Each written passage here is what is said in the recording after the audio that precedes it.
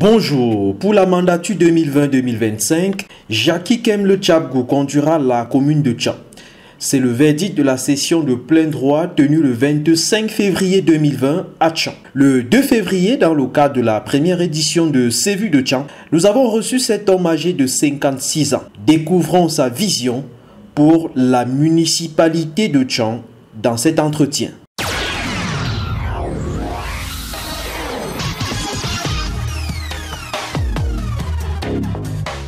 Ce programme vous est offert avec le concours de l'immeuble Dieu sans Louis.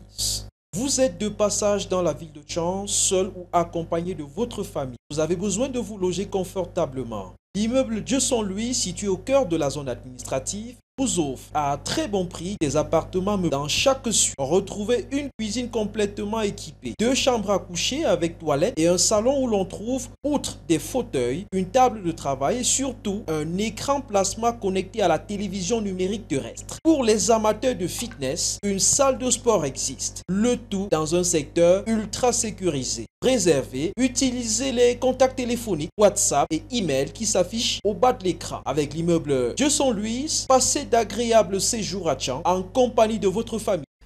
Bonsoir mesdames, bonsoir chers abonnés de Tcham Hebdo et merci de nous suivre dans ce nouveau concept baptisé C'est vu de Tcham, un web programme qui donne la parole aux acteurs qui font l'actualité de Tcham.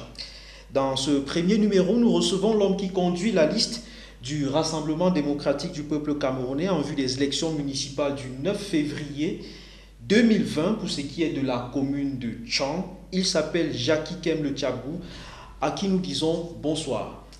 Bonsoir mon cher Asongo.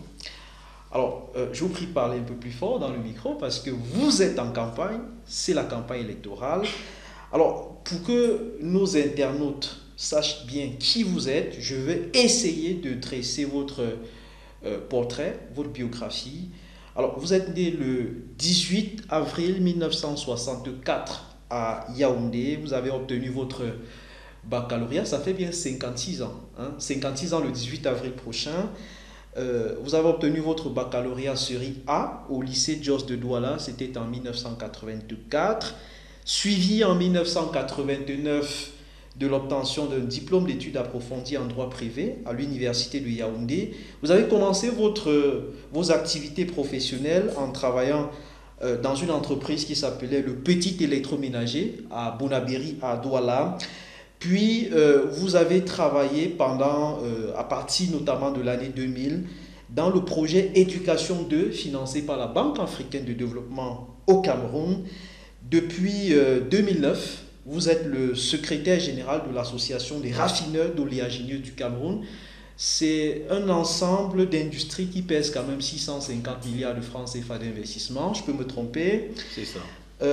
Depuis 2013, vous étiez dans la mandature sortante. On va dire vous êtes de la mandature sortante à la commune de Tcham, puisque depuis 2013, en plus de votre casquette de conseiller municipal, vous êtes le président de la commission en charge de la coopération et de la communication. J'ajouterais que depuis 2016, vous avez été choisi pour présider au destiné du conseil d'administration du centre technique de l'agroalimentaire au Cameroun. Pour ceux qui veulent savoir un peu ce que cela veut dire, c'est une sorte de bureau de mise à niveau de l'industrie agroalimentaire au Cameroun. C'est bien cela? C'est plus que ça. C'est plus que ça. Très bien, on aura l'occasion d'y revenir. Et enfin, depuis 2 ans, si je ne m'abuse, vous êtes en partenariat avec des Italiens pour un projet d'entreprise qui évolue dans le secteur de l'hydraulique. Ça s'appelle Kento GIE. C'est un groupement d'intérêt économique. Exact. Alors, est-ce que en dehors de tout ce que je viens de dire, est-ce qu'il y a un pan de votre biographie que j'ai édulcoré et sur lequel vous aimeriez revenir pour le compte de nos internautes? Oui, évidemment, vous avez certainement laissé sur le côté, peut-être volontairement, l'expertise que j'ai faite sur les questions de développement après le diplôme d'études approfondies en droit des affaires. Et ne perdez pas également de vue que je suis le promoteur d'une société qu'on appelle Afrigroup Engineering, via laquelle le groupement dont vous avez fait allusion a été mis en place, c'est-à-dire KMTGE. Parce que voyez-vous, c'est un groupement où vous avez une entreprise camerounaise qui est Afrigroup Engineering et vous avez 2 entreprises italiennes. Donc c'est un groupement au sens de l'OADA. C'est un type d'entité qu'on n'a pas beaucoup eu au Cameroun. Bon, évidemment, en dehors de cela, vous avez peut-être oublié de mentionner les différentes représentations que j'ai faites pour le compte du Cameroun à l'international, notamment dans le cadre des forats économiques, que ce soit en Algérie, au Ghana, en Russie, à Sochi tout récemment, que ce soit au Kenya, tout récemment aussi dans le cadre des ACP, et j'en passe. Alors, ce que nos internautes doivent savoir, c'est que au Cameroun, lorsque quelqu'un veut s'investir dans la filière des oléagineux, alors soit il est conforme à la norme, soit il vous trouve sur son chemin, c'est bien ça. Exact. Alors, vous êtes donc de ceux qui, on va dire, vous êtes celui qui s'assure de ce que chaque huile raffinée qui est mise sur le marché est plutôt de bonne qualité. Maintenant, venons-en à la commune de Tchang, pour laquelle vous conduisez la liste du RDPC, notamment pour l'élection du 9 février. Alors, elle a été créée sous sa forme actuelle le 24 avril 2007 par décret présidentiel. Alors, on a séparé à cette date-là Fongo-Tongo, qui forme aujourd'hui une commune tout à fait autonome. Et puis, on a fait la jonction des ex-communes rurales et urbaines. C'est une ville universitaire de 262 km², selon la commune elle-même. Selon les experts du Programme national de développement participatif, elle a 259 000 habitants à peu près aujourd'hui. 5 groupements la composent: Foreketchang, Foto, Fongodeng, c'est plus que ça, hein. Foson Wendjeng. Plus que ça. Alors, on est au-dessus de 259 000. Ça croit. Très bien. C'est 135 villages. Et puis, depuis 2007, sous sa forme actuelle, cette commune a connu 2 maires. Entre 2007 et 2013, le docteur Bernard Momon et depuis 2013, Baudelaire Donfac. Vous revenez du terrain en cette soirée du 2 février 2020. Comment se passe la campagne? Je dirais déjà que nous sommes très à l'aise, il faut le dire, parce que lorsque vous venez présenter ce que vous avez fait et non dire ce que vous comptez faire, vous voyez que vous avez une longueur d'avance. La campagne va assez bien, pour le simple fait que, avant qu'elle ne soit officiellement lancée, nous avons travaillé dans le cadre de la mise en place d'une stratégie gagnante. J'insiste sur le mot gagnante, d'autant plus qu'on savait très bien qu'on avait un bilan que les populations ont eu l'occasion d'apprécier, et il fallait simplement bien expliquer ce qui a été fait à ceux qui ne s'étaient pas rendus compte. Parce que voyez-vous, quand on est dans ce type de bataille, je peux faire dire ainsi, entre guillemets, il est toujours bon d'affûter ses armes. Et vous savez que la communication est une de mes armes fatales. Bien sûr. Donc, il fallait bien ressasser, recenser tout ce qui a été fait pour que le moment venu, comme c'est le cas, qu'on déroule sans tergiverser. Et vous savez très bien que quand vous avez eu à faire quelque chose, il y a certainement dans le cadre du suivi et évaluation des manquements qui sont relevés. Et c'est sur ce que nous avons beaucoup travaillé, parce que vous savez, la gestion d'une commune, c'est un projet que vous avez pour lequel vous devez vous donner des moyens pour pouvoir le réaliser.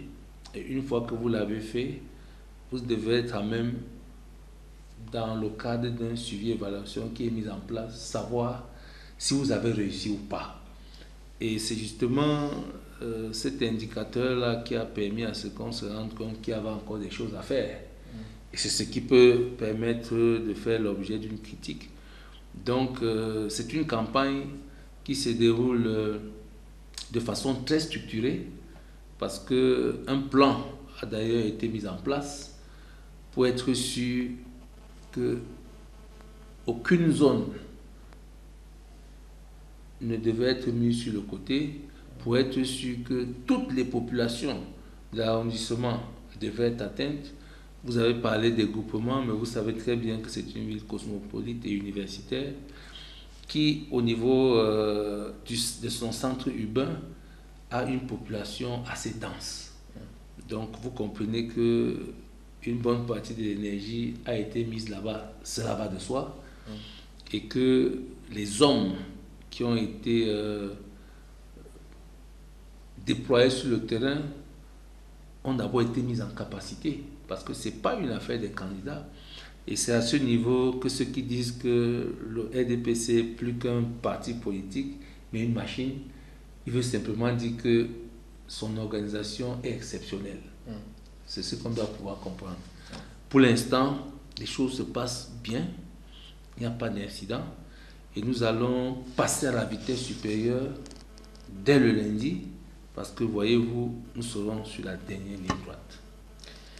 Quand vous parlez, on vous entend bien solidaire du bilan de la mandature qui s'achève en ce moment, mandature conduite par Baudelaire Donfac. Et on a envie de vous demander, aujourd'hui, c'est quoi l'état de vos relations? Est-ce que vous y allez en rang serré, ou bien vous y allez en vous disant, de toutes les façons, je suis le futur maire? Mais votre question me surprend. Oui. J'ai l'impression que vous avez perdu de vue que j'ai été, tout au long de cette mandature, le président de la commission de la coopération. C'est comme le ministre des Relations extérieures. Oui. C'est celui qui a travaillé aux côtés du maire relativement à toutes les questions qui avaient trait à la coopération décentralisée. Comment pouvez-vous vous imaginer que je ne sois pas solidaire, certains diront même comptable de ce qui s'est passé? Vous savez, il faut savoir assumer. Il ne faut pas faire partie d'une équipe et vous dites que vous n'y étiez pas. S'il y a eu des manquements, tout le monde assume les manquements. C'est aussi ça la solidarité. Donc, je sais très bien ce qui a été fait. Je sais très bien ce qui doit être peaufiné. Et je sais ce qui est en cours. Parce que ça aussi, les populations doivent le savoir. Et c'est à ce niveau que nous avons toujours la longueur d'avance. Parce que ceux qui viennent et qui passent le temps à vendre du vent, vous savez, les populations ne sont plus celles d'autrefois. Venir dire aux gens, je vais, tu vas faire ça avec quoi? Dans un pays où nous savons qu'on a un certain nombre de difficultés, notamment celles qui ont trait aux finances publiques, aux deniers, si vous voulez. Quand quelqu'un rêve, vous demandez bien sur quoi il s'appuie. Même s'il vous dit qu'il va aller chercher des fonds à l'extérieur, comme j'ai entendu certains dire, c'est bien beau. Écoutez, Assongo, quand vous demandez à un bailleur de vous financer, votre contrepartie, c'est quoi? Ça vient d'où? Donc, c'est autant de choses qui font que nous nous rendons compte que nous sommes encore en pleine capacité de gérer. Et voyez-vous, notre président national a fait quelque chose d'exceptionnel. Au regard de ce qui revient du terrain, il avait simplement signalé qu'il fallait de nouvelles figures. Et je m'inscris dans ce cadre. Vous comprenez que c'est en violation de rien. C'est plutôt en application d'une instruction. Et la campagne se passe très bien.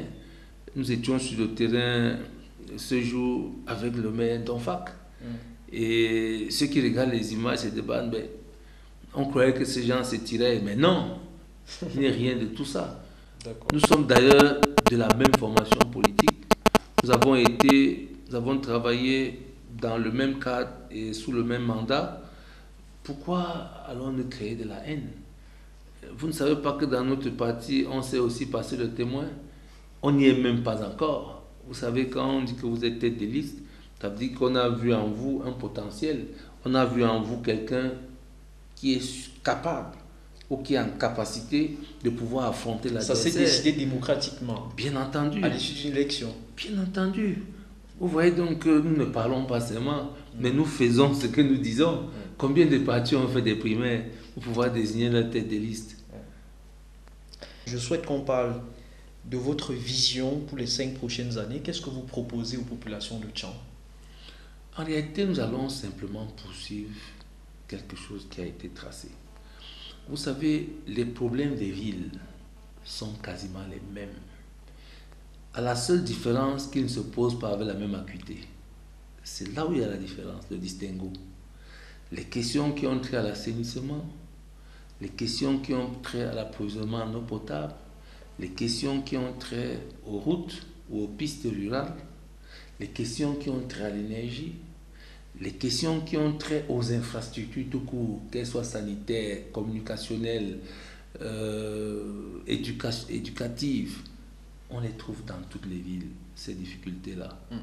Ce que nous sommes en train de faire aujourd'hui, voyez-vous, sur les questions qui ont trait à l'énergie, qui ont trait à l'approvisionnement en eau, nous avons enclenché un processus. Parce que, vous savez, la phase conceptuelle est celle la plus importante, contrairement à ce que les gens pensent. Pour adresser ces questions-là, qu'est-ce que nous avons fait? Après une réflexion assez approfondie, nous avons pensé créer des établissements publics communaux pour adresser ces questions. C'est ainsi que sont nés l'AME, l'Agence municipale de l'eau et de l'énergie, l'AMGED, l'Agence municipale de gestion des déchets, l'Office du tourisme, qui est d'ailleurs le tout premier établissement que la commune a créé et le tout premier au Cameroun, il faut toujours le dire, nous sommes pionniers dans ce sens. C'est dans la même optique qu'on a créé la base nautique, parce qu'il y a un ensemble de problématiques qu'il faut adresser. Alors, quand on parle de l'énergie, parce que vous savez très bien que ces jours, c'est pas évident du tout, et c'est un problème national. Parce que j'ai eu entendre dire que qu'est-ce que la commune fait pour mettre l'énergie qu'on consomme actuellement n'est pas produite à Tchang. À une exception près pour l'instant, c'est le village Tchouandin qui a une microcentrale et dont l'extension porte sur 12 km. Vous comprenez que nous avions déjà pensé à ça. Alors, lorsqu'on a fait l'expérience et on a vu le résultat de cette microcentrale, nous sommes partis d'elle pour monter un projet pour 4 autres microcentrales.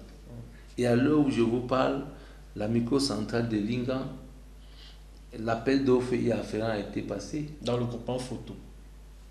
Dans l'arrondissement, oui, la localité en groupement photo, oui. Mais on parle de l'arrondissement de Tchang. Oui. Vous voyez, parce que c'est une question de potentiel, c'est pas un problème de choix. Les spécialistes fondés sur rien. Oui. Voilà, parce que si vous n'avez pas le potentiel, on ne viendra pas imaginer qu'on puisse faire construire une microcentrale. Oui.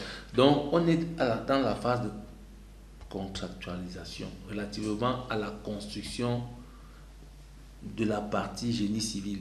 Mais je peux vous dire que depuis novembre, les turbines ont été réceptionnées dans une unité à Bruxelles.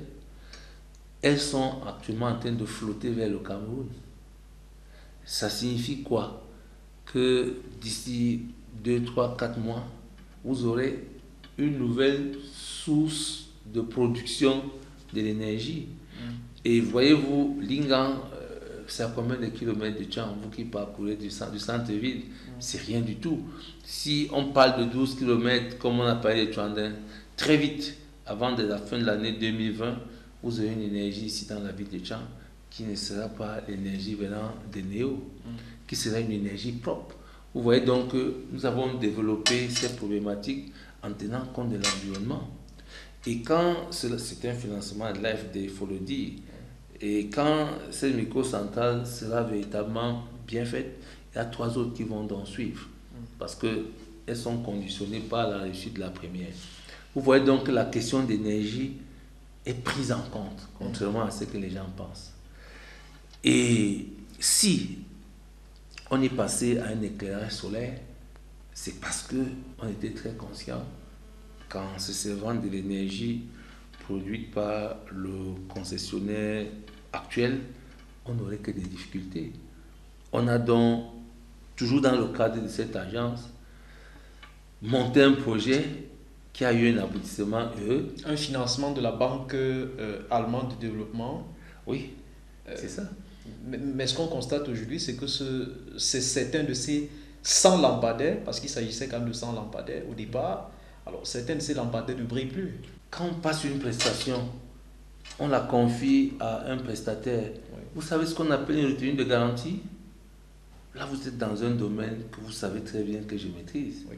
Alors, si on met une retenue de garantie, parce que vous pouvez avoir des vis cachées, parce qu'il y a des vis apparentes, des vis cachées. Quand on fait la conjonction de tout ça, vous vous rendez compte que l'opérateur qui a réalisé cette opération-là, d'ailleurs, il est en train de faire la maintenance. Sinon, il perd sa retenue de garantie. Vous voyez que des dispositions ont été prises. Écoutez, est-ce que vous savez, quand vous achetez une batterie, par exemple, vous pouvez jurer du temps qu'elle va mettre? Non. Pas du tout. Donc, ce n'est pas un souci. C'est simplement, il faut que les gens comprennent une chose, que la maintenance doit être ancrée désormais dans la conscience collective. Les gens ont l'impression qu'on construit un ouvrage, on l'oublie. Nous n'avons pas de souci. Vous avez vu, la maintenance est en cours, ne veut dire qu'on n'avait pas vu. Vous savez ce qui se passe en fait. Vous avez des cellules photovoltaïques qui sont couvertes par de la poussière. Les UV ne peuvent donc plus percer ces cellules pour être emmagasinées. C'est de ça qu'il s'agit. Tout simplement. C'est technique. Donc, le problème est en train d'être solutionné. Sachez apprécier les choses avant de critiquer. Toujours dans la même lancée, l'agence municipale de gestion des déchets a été mise en route. Pourquoi? Vous savez, nous sommes une ville estudiantine. Le volume des déchets que nous avons par jour est assez important. Il fallait donc mettre un cadre qui permette d'adresser cette problématique-là. Et pour nous, le déchet, l'ordure, c'est une matière première. Oui. Et c'est Tchang qui a montré ça au Cameroun. Vous savez très bien que pendant 2 ans, les communes du Cameroun, accompagnées du ministre de l'administration territoriale et récemment du ministre, comment vous appelez, chargé du développement local, c'est-à-dire de la décentralisation, Oui. ils ont visité la ville de Tchang pour comprendre comment on gérait les déchets. Pour comprendre qu'une ville a besoin d'une décharge. Et ça, c'est des choses que vous n'avez pas ailleurs. Vous comprenez? Et nous avons contribué aussi à l'amélioration de la santé. Vous savez, je travaille sur la question de la qualité. Oui. On produit des engrais biologiques qui permettent de faire une agriculture urbaine. Oui. Ça, c'est une innovation, M. Assongo. Les gens doivent apprécier ça à leur juste valeur. Donc, voilà comment le processus s'est mis en place. Maintenant, il reste seulement à améliorer le système de collecte des déchets. Oui. Parce que nous reconnaissons tous que les difficultés liées aux pannes successives des matériels roulants destinés à la collecte ont fait que le rythme ne soit plus le même. Parce qu'il y a un rythme de passage. Et quand vous allez dans des zones à forte concentration, il est normal que si durant 2-3 jours, l'engin roulant ne passe pas, il y aura accumulation. Oui. Quand vous sortez du centre urbain, vous avez vu de l'accumulation quelque part? Et vous savez pourquoi il n'y en a pas? Parce qu'on a mis sur pied ce qu'on appelle des compostières familiales. Vous voyez, chaque habitant sait que l'ordure, c'est une richesse. Donc on a mis dans les différents domaines ces espèces de box faits en bois où naturellement le locataire ou alors le propriétaire du bâtiment fait son tri et a lui-même son compost. Mais n'empêche que la ville est dans un état d'insalubrité que tout le monde décrit. Aux 4 coins du centre urbain, on a quand même des décharges suffisamment sauvages. Vous avez une solution pragmatique dès que vous serez élu contre ça? Mais il y a même des solutions qui sont en cours. Oui. Moi qui vous parle, j'ai dû, au-delà des difficultés que la mairie a, mettre en route mon matériel roulant. N'oubliez pas que je suis dans le segment de l'hydraulique. Oui. Et vous le ferez tout le temps? Vous le ferez tout le temps? Écoutez, ou alors vous allez rechercher des solutions systémiques? C'est le temps que les engins roulants destinés à ce type d'activité soient acquis à nouveau. Parce que ceux qui sont là, non seulement ils sont insuffisants, mais certains ont des difficultés techniques. Je dis c'est un processus. Et j'ai dit le système de collecte a été défaillant. Mais vous savez très bien que la suite de la collecte s'est fait bien. Parce que quand je parle d'un programme qu'on a eu à développer et qui est financé par l'Union européenne. Ça Monsieur Assongo. Ça s'appelle le programme Match TV, Mais bien sûr. qui avait reçu des financements de l'ordre de 700 000 euros. Qui a reçu, parce que nous avons même une rallonge, ce que vous ne savez peut-être pas. Il y a un maillon de la chaîne qui coince. C'est l'acheminement de cette matière première vers les sites de compostage. Est-ce que le problème n'est pas qu'on se trompe de stratégie, c'est-à-dire qu'on pense à la valorisation des déchets alors qu'on n'a déjà pas réglé la question profonde de leur enlèvement? Je vous ai dit, quand vous mettez un système de collecte et que pour 2 jours seulement où le matériel roulant qui doit venir faire la collecte ne passe pas, je vous dis qu'on est dans une université et vous avez vu que ces points de saturation sont autour de cette université, dans ce que nous appelons la zone urbaine. Je vous dis que dans quelques temps, ce sera derrière nous. Parce que le mal a été identifié, le goulot d'étranglement a été identifié. Il faut simplement le lever. Et comment vous savez très bien. Qu'est-ce que vous allez faire pour le lever? M. Assongo, malgré les résistances, il faut d'abord avoir un plan d'action. Il faut vous donner les moyens. Et il faut mettre un dispositif qui permet d'apporter les actions correctives très rapidement. C'est de ça qu'il s'agit. Les moyens, vous les avez? Mais écoutez, quand vous identifiez le mal, vous devez trouver les moyens y afférents. Je vais vous dire une chose. Ce qui nous caractérise, c'est que nous savons qu'il faille planifier, programmer, budgétiser et faire le suivi et l'évaluation. Dès lors que vous avez mis ce système en place et que vous le suivez, mon cher Assongo, ça marche toujours. Et celui qui vous parle sait de quoi il parle. Vous avez les hommes qu'il faut? Mais écoutez, on met les hommes au travail, on renforce leurs capacités. C'est de ça qu'il s'agit. On sait très bien que le site de la gare routière, pour lequel quand même il y a un conflit foncier qui date d'une trentaine d'années maintenant, au sein notamment de la famille royale Fauré-Ketchan. Comment est-ce que vous, une fois installé à ce siège-là, vous comptez vous y prendre pour sécuriser définitivement le site et viabiliser cette gare routière pour qu'elle puisse ressembler à la ville qu'elle est supposée servir? Vous avez commencé par dire que j'avais fait du droit, c'est ça? Oui. Mais mon cher ami, c'est des choses assez simples. Vous savez, la bâtisse où nous nous trouvons, si le site s'avère être plus important pour les populations que pour le propriétaire, vous savez ce qu'on fait? C'est une expropriation qu'on fait. C'est une question de procédure. Je vous ai dit que s'il est planifié qu'il faut une gare routière, on va la réaliser. Écoutez, je dis s'il est planifié, je pouvais dire autre chose. Et c'est le cas. La question étant devenue cruciale au regard de ce qu'on vit dans ce site, je vous ai dit quand je parle de sécurisation, elle peut se faire de 2 façons. Quand vous avez un site que vous estimez important pour les populations, ce que vous devez faire, c'est prendre des dispositions pour faire déclarer ce site d'utilité publique. C'est ça la DUP. Ça signifie que si ce site n'est pas une zone non édificante, parce que quand on la regarde, ça a tout l'air. Vous savez, dans ce pays, on a eu des titres fonciers sur le Vouri. Je ne vous apprends rien. Alors, si définitivement c'est une zone qui n'est pas non édificante, ça veut dire qu'on prend des dispositions immédiatement pour pouvoir obtenir une DUP. Je puis d'ailleurs vous dire que je suis de ceux qui ont posé ce problème très rapidement lors de ce conseil dont vous parlez.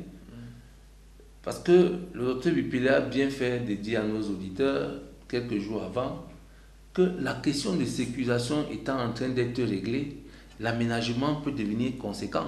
Parce que, voyez-vous, il est quand même très prétentieux de venir aménager un site qui ne vous appartient pas, sans que vous n'ayez une convention qui soit claire. C'est exact. Alors, pour faire une convention, il faut la faire avec le propriétaire. Alors, aujourd'hui, si l'option d'annulation du titre, je vous ai dit qu'il y a un problème, on a tout l'air d'être dans un marécage. C'est parce que vous avez la même vision technique que moi. Oui. Si définitivement on dit que ce n'est pas un marécage, si on a réussi à annuler le titre foncier, ce qu'il faut faire, il faut donc essayer d'acquérir la propriété. Si ce n'est pas le cas, on doit prendre simplement des dispositions pour mettre sur le côté les moyens nécessaires qui vont permettre d'adresser une correspondance au ministre de l'administration territoriale pour lui dire nous sollicitons une DUP, voici ce que nous avons prévu en termes de dédommagement. C'est de ça qu'il s'agit. Et qui est-ce que vous allez dédommager? Mais je vous ai dit que si définitivement celui qui est là est le propriétaire, Oui. la loi dit qu'il faut une juste et préalable indemnisation. Oui. C'est de ça qu'il s'agit. Donc vous devez dédommager celui qui est là, s'il est définitivement propriétaire. Alors, l'usager de la gare routière a une seule question. Nous sommes le 2 février 2020.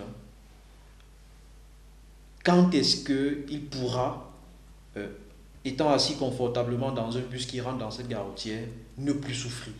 Vous êtes usager là-bas. Bien sûr. C'est votre pensée. Bien sûr. Mais dites-le comme ça. Oui. J'aime qu'on le dise comme ça. Que moi, je pense que... Je suis usager, je suis... Très bien. Oui. Je vais vous répondre parce que j'étais à la gare routière hier. Oui. Et quand je suis arrivé, quand les gens ont vu la plaquette qui était collée sur ma voiture, ils ont vu mon image, ils ont commencé à applaudir. Vous pouvez vous demander pourquoi? Je me demande bien pourquoi. Alors très bien, parce que vous savez, quand on voit des personnes, on imagine ce qui peut arriver. Et sur le coup, ils ont commencé à dire, dans la poussée, j'ai dit, nous venons de voter 200 millions pour le début d'aménagement de votre gare routière. Et c'était une très bonne nouvelle. Ils l'ont acclamé comme vous ne pouvez pas l'imaginer. C'est de ça qu'il s'agit. Donc la question va être adressée. Maintenant que les velléités de propriété sont en train d'être levées, si elles ne sont même pas levées, on passe à l'autre phase. Donc il y a deux possibilités, il y a deux alternatives. Et vous connaissez ma détermination à détruire les murs qui me gênent. Ça ne me prendra pas du temps. Très bien. Pas du tout. Parce qu'on ne peut pas admettre, évidemment, qu'une situation comme ça perdure. Surtout que la loi a tout prévu. Deux problèmes pressants précisément, puisque vous en parlez, tiennent vraiment en haleine les populations de cette ville. Il y a la question de l'eau, dont la fourniture est très insuffisante, notamment dans le périmètre urbain. Il y a déjà la question que vous avez déjà abordée, qui est celle de l'électricité. Est-il possible qu'à Tchon, on retrouve la commune qui fait des microcentrales hydroélectriques, non pas pour desservir simplement les populations, mais une électricité qui est capable de sous-tendre une industrialisation de la ville? L'État donne la possibilité aux collectivités de développer le potentiel qui existe dans leur zone de compétence. Oui. C'est dans cette optique que la centrale de Tchouandin a été construite. C'est d'ailleurs en évoquant ce texte que l'AFD a compris. Et c'est pour cela que Tchang est très encouragé dans ces initiatives. C'est un processus. En fin 2020, Oui. la deuxième microcentrale sera en route. Il y a celle de l'EFOC qui va arriver. Tout dépendra simplement de notre propre vitesse d'accélération. Parce que, voyez-vous, nous avons tout fait pour intéresser les opérateurs locaux. Et maintenant, sur la question de l'eau, est-ce que vous avez une solution? Je vais d'abord finir sur cette question d'énergie. Je voulais aussi vous signaler que la régie que vous connaissez, nous venons de trouver un partenaire allemand avec qui nous avons déjà passé ce qu'on va appeler un protocole d'accord dans l'attente de la signature dans les prochains jours du ministre de l'eau de l'autorisation de remettre en route cette microcentrale parce qu'elle est dans le patrimoine de l'État central. Alors, c'est une microcentrale qui a existé dans les années 60, il faut bien le rappeler à nos internautes. Et qui n'alimentait pas seulement la ville de Tchang. Voilà, et qui alimentait en plus la ville de Tchang, une autre partie. Alors, vous dites donc qu'il y a un partenaire avec lequel vous allez la réhabiliter. Je connais bien la question parce que il n'y a pas longtemps, j'étais encore à Sochi, j'ai eu l'occasion de discuter avec les ministres de l'Industrie et de l'eau sur ces questions-là même de l'économie.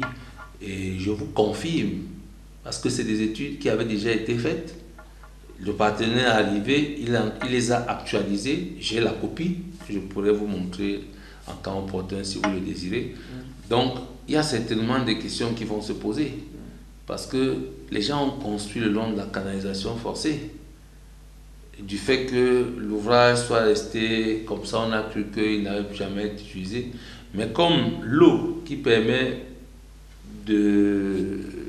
d'arriver à la mise en route de cette microcentrale-là demeure, il est simplement question donc d'étudier comment faire partie tous ceux qui sont autour de cette canalisation forcée.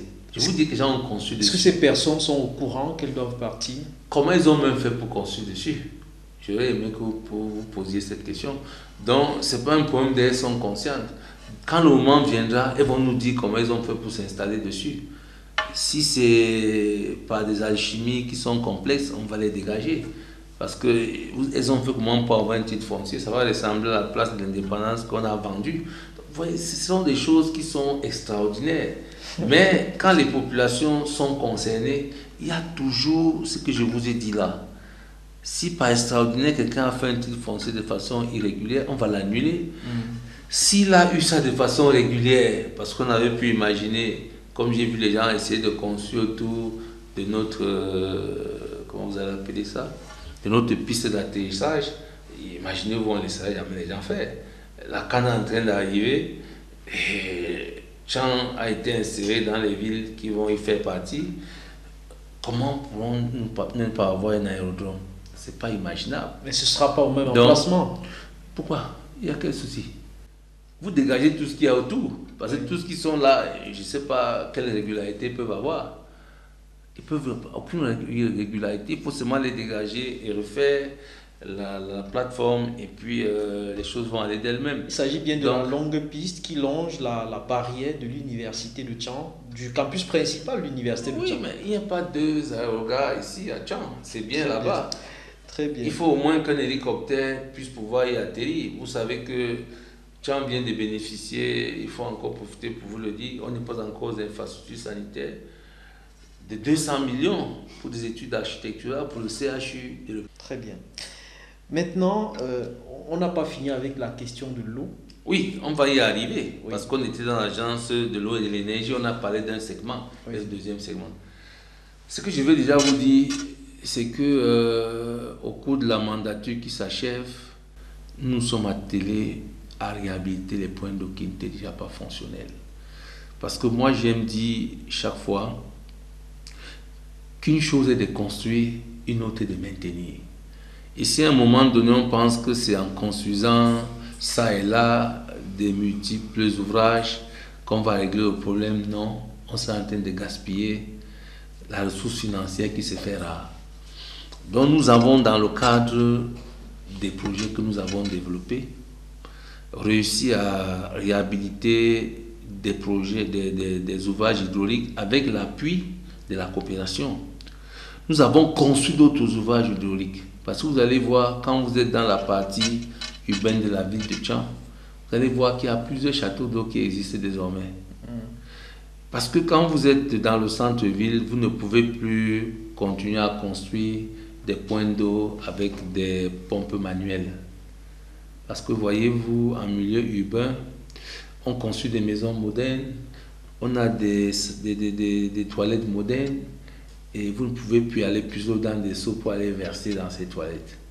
Donc, si vous observez autour de vous, Tinkob, Foréké, tout ce qui est autour du centre-ville, vous verrez qu'il y a plusieurs châteaux d'eau hauts qui ont été construits, plusieurs forages qui ont été construits pour essayer d'améliorer la qualité. Moi-même qui vous parle, je ne sais pas si l'opérateur historique en eau existe dans la ville. Ce qui veut dire simplement, oui, je le dis parce que ça fait plus de 5 ans que j'utilise l'eau d'un forage. C'est pour dire quoi? C'est pour dire que quand ces points d'eau ont été construits, à travers eux, on a créé l'emploi parce qu'on a mis sur pied des comités de gestion qui se font par les populations des localités où les points d'eau sont implantés. Et c'était aussi une façon d'assurer la maintenance préventive. Vous savez que la maintenance, c'est à 2 niveaux. Il y a la maintenance de premier niveau et la maintenance de deuxième niveau.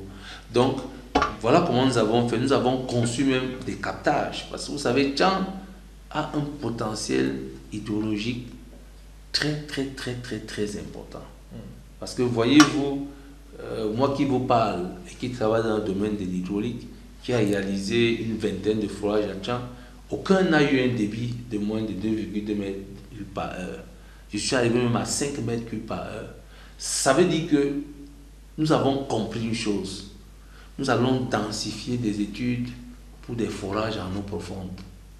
À tel enseigne que la ville de Tchang aura peut-être 2, 3 ou 4 forages en eau profonde.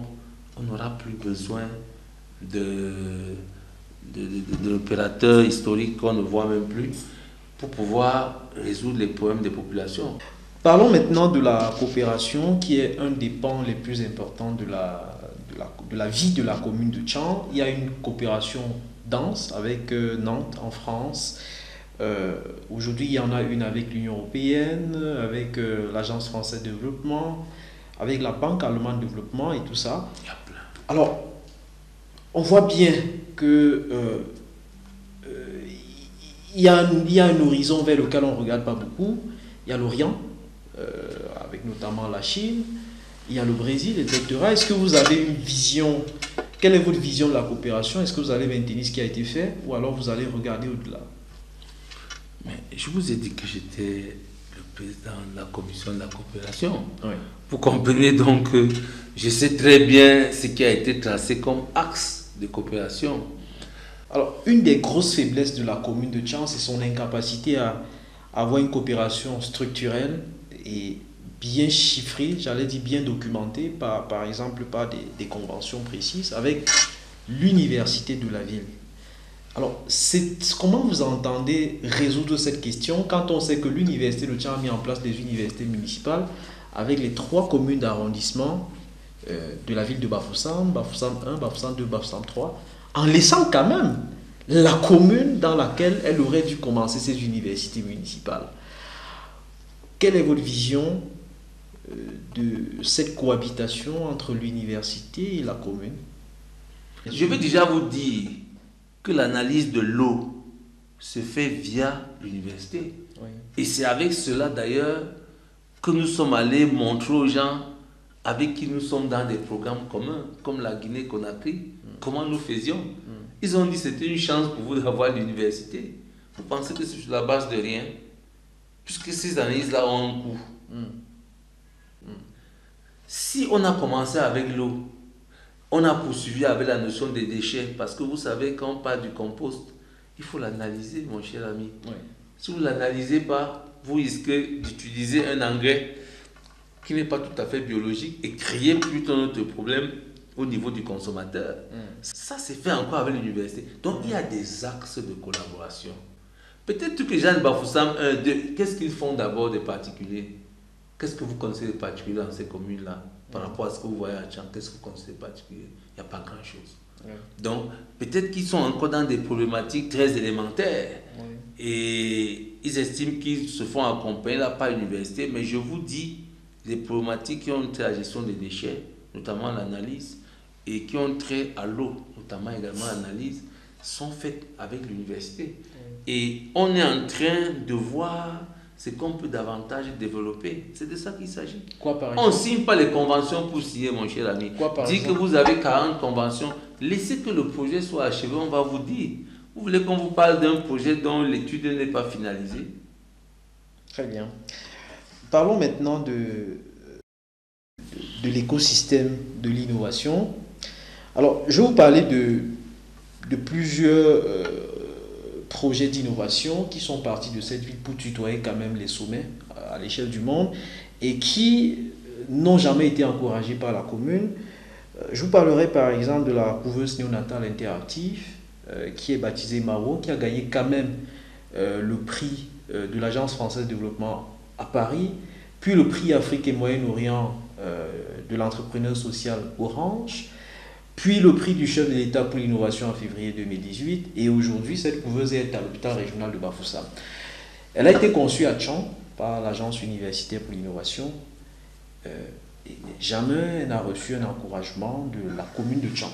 Alors qu'on voit très bien ailleurs que les communes sont partie prenante en mettant notamment en place des écosystèmes d'innovation. Alors en faisant donc le constat de ce que favorisant l'innovation, notamment l'innovation technologique, est-ce que vous, du haut de toutes les expériences que vous avez eues dans le monde, vous allez y remédier si vous êtes élu? Vous savez, tout se fait par étapes. Et on ne peut pas tout faire à la fois. Vous savez, quand vous avez des moyens qui sont limités, il faut également que vos projets cadrent avec vos moyens. Oui.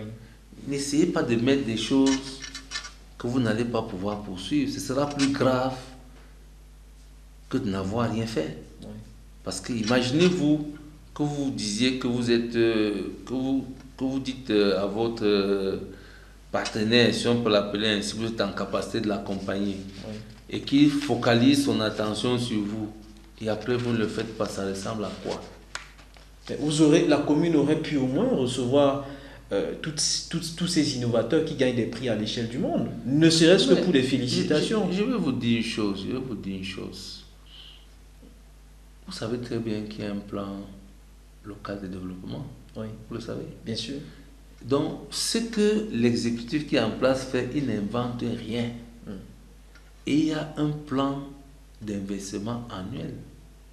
Le maire n'a même pas le droit de sortir de ce champ-là. Oui.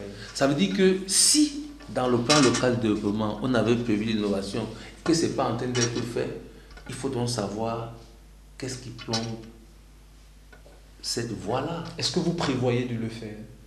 Mais je vous ai dit, rien ne va se faire si on ne s'est pas assuré que ça doit pouvoir se faire.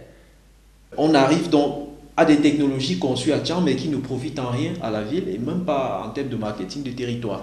Est-ce que vous, sur votre mandat, vous allez mettre un cadre logique au moins pour qu'une innovation qui est sécrétée à Tchang puisse au moins profiter à l'image de la ville? Écoutez, tout ce qui contribue à l'amélioration des conditions de vie des populations doit être pris en compte. Je dis bien tout ce qui contribue doit être pris en compte. À la seule exception qu'il faille bien qu'il y ait un projet bien ficelé, bien maturé, qui ait un sens. Je suis preneur. Si c'est moi qui suis demain le maire, je suis preneur. Mais écoutez, on ne peut pas vous dire qu'il y a une difficulté sanitaire dans une ville, qu'il y a quelqu'un qui a une solution relative à cette difficulté, vous la rejetez. Une solution mondiale. Qu'est-ce que vous faites donc si vous êtes là-bas? La seule chose qui peut vous bloquer, c'est un accompagnement réel, pas simplement des encouragements verbaux. Parce que, à mon sens, quand on innove, pour pouvoir procéder à ce changement-là, on a besoin de mettre des moyens financiers. Alors, parlons maintenant du domaine sanitaire, puisque vous en avez parlé. Les hôpitaux à Tchang ont précisément une indigence en couveuse néonatale et je vous donne deux ou trois chiffres au plan national. Alors, au Cameroun, à peu près chaque année, on a autour de 100 000 naissances prématurées, parmi lesquelles, selon la Société camerounaise de médecine périnatale, il y a 10 000 qui décèdent parce qu'il y a une indigence en couveuse néonatale. Il y a moins de 100 couveuses qui fonctionnent sur tout le territoire national.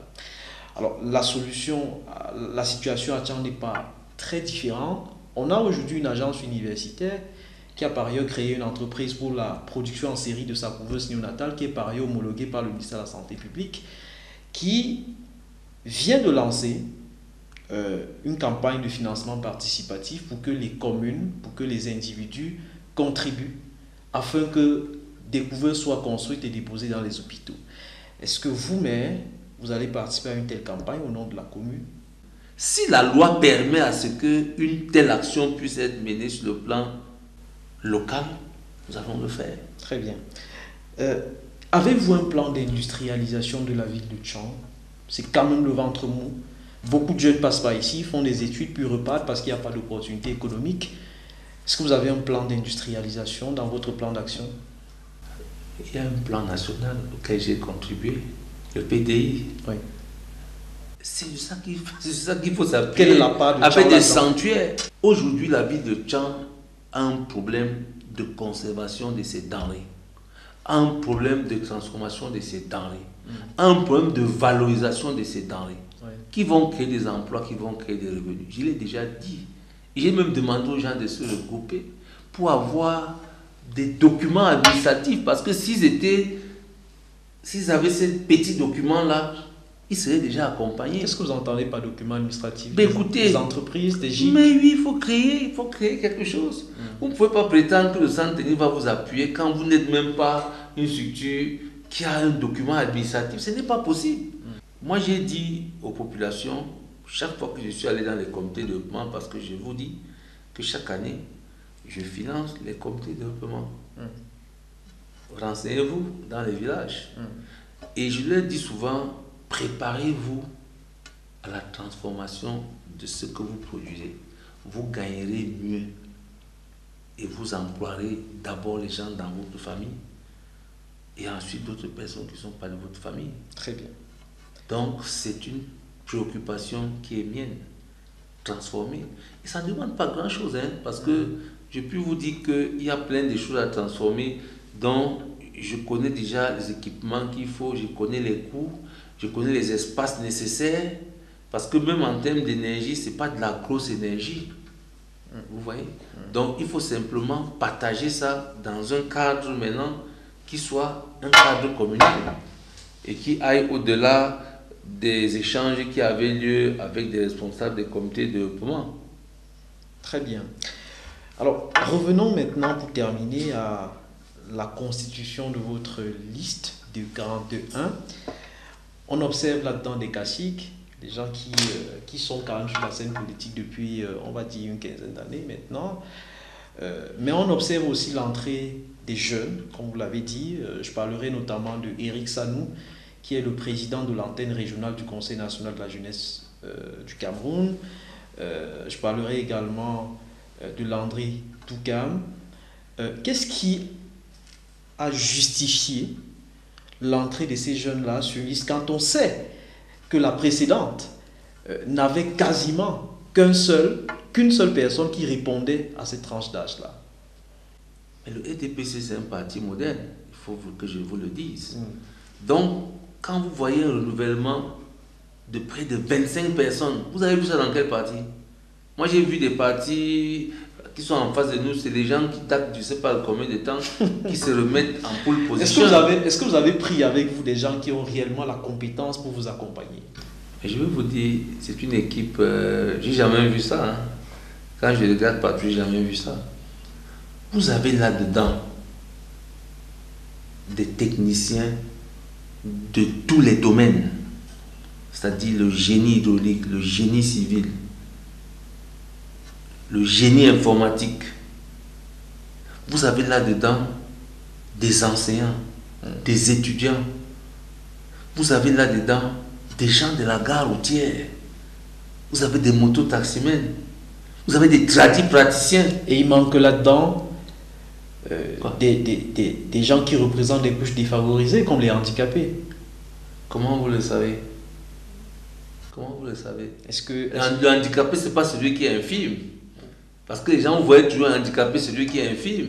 Je vous dis qu'il y a des gens dedans qui sont dans les services sociaux. Et quand il est dans un service social, il ne veut pas dire qu'il n'est pas sensible aux questions qui préoccupent les handicaps de toutes sortes. Vous n'avez pas pensé à intégrer là-dedans quelqu'un qui vit avec un handicap ou qui porte au moins la voix de cette couche-là? Vous allez aller fabriquer les gens qui vivent avec les handicaps? Est-ce que les femmes sont suffisamment représentées? Si vous ne le faites pas, votre liste est mise sur le côté. Alors maintenant, vous allez regarder cette caméra, vous allez la fixer. On a beaucoup échangé, on s'est beaucoup regardé. Maintenant, vous allez regarder vos électeurs en face. Si vous aviez 2 ou 3 choses à leur dire pour que le 9 février, c'est-à-dire dans quelques jours, qu'elles choisissent déjà d'aller voter, parce qu'il y a le mouvement pour la renaissance du Cameroun qui demande de boycotter les élections. C'est leur droit le plus absolu. Une fois que les électeurs auront décidé d'aller voter, qu'ils choisissent la liste que vous conduisez. Écoutez, vous savez, la particularité de l'élection locale, c'est qu'on vote des gens qu'on connaît. Et les populations nous connaissent au regard des actions que nous avons menées depuis plusieurs années. Ce n'est pas une affaire de 2 jours. Je vois des marketeurs qui s'aventurent, dont on n'a jamais vu la moindre œuvre dans la cité. et qui disent qu'ils vont améliorer les conditions de vie des gens. Alors, pour devenir plus sérieux, il est question pour les populations de la ville de Tchang d'aller voter. Le vote, c'est un acte citoyen. Le vote permet aux populations de participer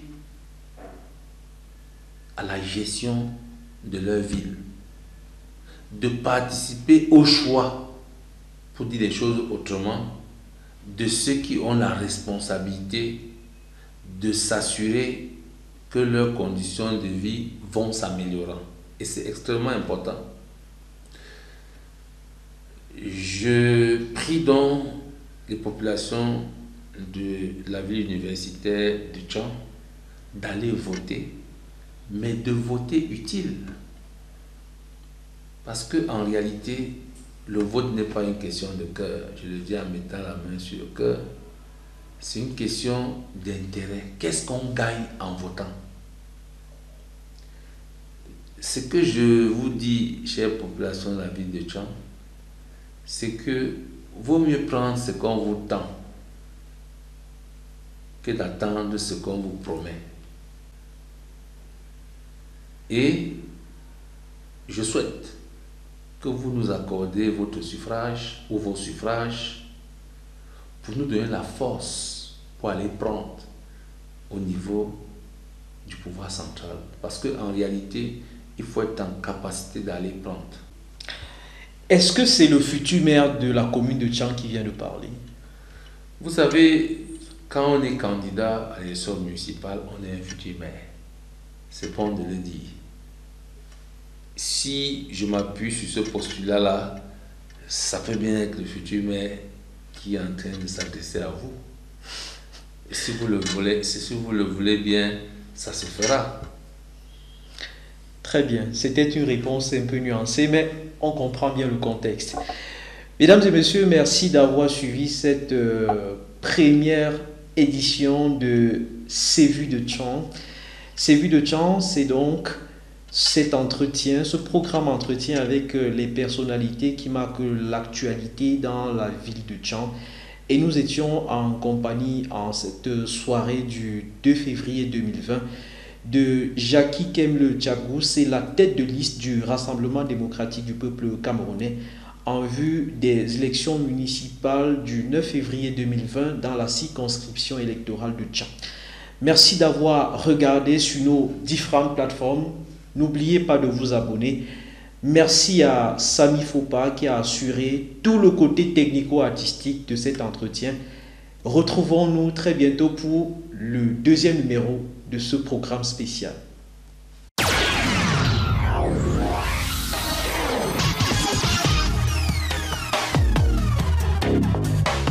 Ce programme vous a été offert avec le concours de l'immeuble Dieu sans Louise. Vous êtes de passage dans la ville de Tchang, seul ou accompagné de votre famille. Vous avez besoin de vous loger confortablement. L'immeuble Dieu sans Louise, situé au cœur de la zone administrative, vous offre à très bon prix des appartements dans chaque suite. Retrouvez une cuisine complètement équipée, 2 chambres à coucher avec toilette et un salon où l'on trouve, outre des fauteuils, une table de travail et surtout un écran plasma connecté à la télévision numérique terrestre. Pour les amateurs de fitness, une salle de sport existe. Le tout dans un secteur ultra sécurisé. Réservez, utilisez les contacts téléphoniques, WhatsApp et email qui s'affichent au bas de l'écran. Avec l'immeuble Dieu sans Louise, passez d'agréables séjours à Tchang en compagnie de votre famille.